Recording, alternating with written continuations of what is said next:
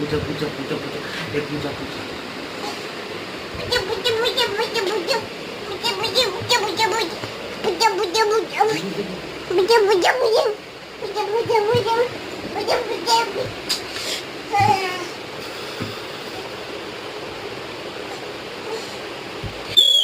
বাবা পড়ে গেলে কিন্তু খুব জল লাগবে।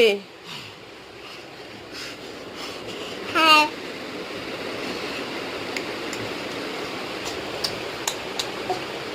हो जाते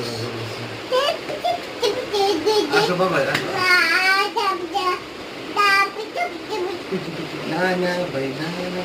না না ভাই না না বিছানা না পাই না কোথায় না জায়গা না না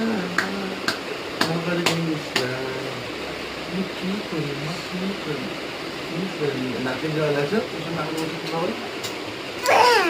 দেখি নাকটা মুছে দিই দাঁড়াও তারপরে আবার খেলবো নাকটা মুছে দিই দেখি দেখি নাক মুছে দিই দেখি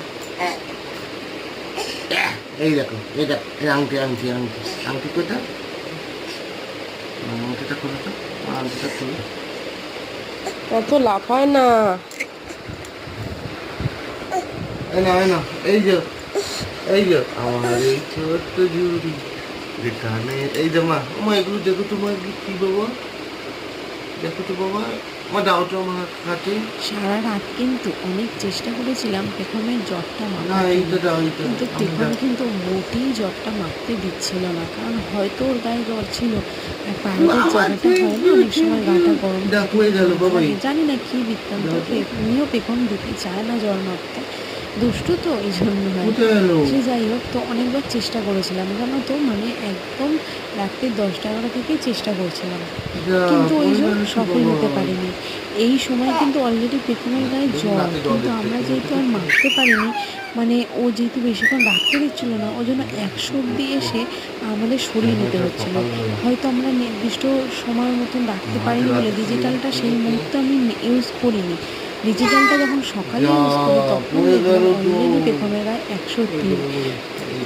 টেম্পারেচার ছিল। আসলে আমাকে অনেকে বলেছিল ডিজিটালের থেকে ভারত যে আসল থার্মোমিটার ওটা বেস্ট, কিন্তু আমার কাছে মনে হলো ডিজিটাল থার্মোমিটারটা বাচ্চাদের জন্য বেস্ট, কারণ ওটা একটা নির্দিষ্ট টাইমের পর তোমাকে নিজেই জানান দিয়ে দেবে। তো তারপর যখন মাপা হয় সকালবেলা তখন জানলাম 103 জ্বর, কিন্তু এই মুহূর্তে রাতের ঘটনা যেটা তোমাদের সাথে এখন শেয়ার করছি, তখন কিন্তু পেখমের জ্বর গায়ে ছিল, যেটা আমরা বুঝতে পারিনি। থ্যাংক ইউ আইকে দাও এই দেখতে